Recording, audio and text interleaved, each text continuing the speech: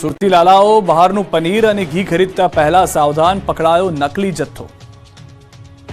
રાજ્યમાં નકલી વસ્તુઓની ભરમાર જોવા મળી રહી છે, ત્યારે સુરતી લાલાઓ પનીરનો ચટકો ભારે પડશે, કેમ કે સુરતથી નફાખોરો હલકી ગુણવત્તાવાળું ચીઝ પનીર વેચીને રોકડી કરનારને મેદાને આવ્યા છે।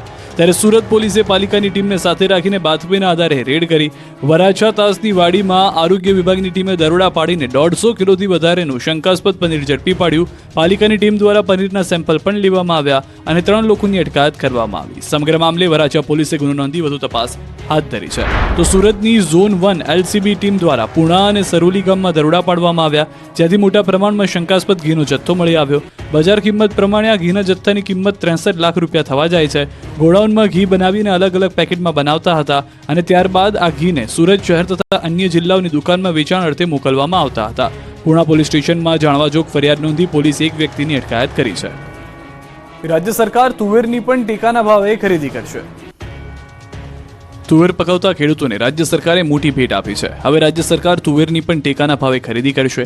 ગુજરાતના ખેડૂતોને પોતાના ઉત્પાદિત પાકના પોષણક્ષમ ભાવ મળી રહે તેવા શુભ આશયથી હવે ટેકાના ભાવે તુવેરની ખરીદી કરાશે।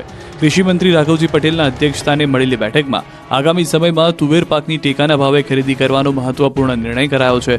ખેડૂતો ગ્રામ્ય કક્ષાએ ઈ ગ્રામ કેન્દ્રો ખાતેથી વીસીઈ મારફતે નાફેડના ઈ સમૃદ્ધિ પોર્ટલ પર વિનામૂલ્યે નોંધણી કરાવી શકશે। ખેડૂતો પાસેથી તુવેર પાકની પૂરતા પ્રમાણમાં ખરીદી કરવામાં આવશે। ખરીદી માટે રાજ્ય સરકાર દ્વારા તમામ આગોતરું આયોજન હાથ ધરવામાં આવ્યું છે। ટેકાના ભાવે તુવેરનું વેચાણ કરવા ખેડૂતો આગામી તારીખ 3 થી 20 ફેબ્રુઆરી સુધી ઈ સમૃદ્ધિ પોર્ટલ પર નોંધણી કરાવી શકશે। તુવેરની ખરીદી માટે 206 ખરીદ કેન્દ્રો સૂચિત કરાયા। સુરેન્દ્રનગરમાં તંત્રના પાપે ખેતરોમાં પાણીની નદીઓ વહી કેનાલ કરી કઠણાઈ। ખેતરોના આવા હાલ કરનાર પાપીઓ છે ભ્રષ્ટાચારીઓ। સુરેન્દ્રનગર પંથકમાં કેનાલમાં પડેલા ગાબડાથી ખેતરોમાં પાણીની રેલમછેલ થઈ। સુરેન્દ્રનગરના ગ્રામ્ય પંથકના કેનાલમાં ભ્રષ્ટાચારના ગાબડા પડતા ખેતરોમાં પાક ડૂબી ગયો। ધાંગધ્રાના વિરેન્દ્રગઢ ગામની સીમમાં માયનોર કેનાલમાં ઠેર ઠેર લીકેજ થતા ખેડૂતોના તૈયાર પાકમાં પાણી ફરી વળ્યા। માળિયા બ્રાન્ચની માયનોર કેનાલ અનેક જગ્યાએ તૂટતા ખેડૂતોને ભારે નુકસાન થયું। ધરતીપુત્રોના ઘઉં, જીરું, ચણા સહિતના પાકને મોટું નુકસાન પહોંચ્યું। ખેડૂતોએ અનેક વખત નર્મદા વિભાગ અને ડેપ્યુટી કલેક્ટરને રજૂઆત છતાં સમસ્યાનો ઉકેલ નથી આવ્યો, જેથી ખેડૂતોમાં રોષ ફાટી નીકળ્યો છે।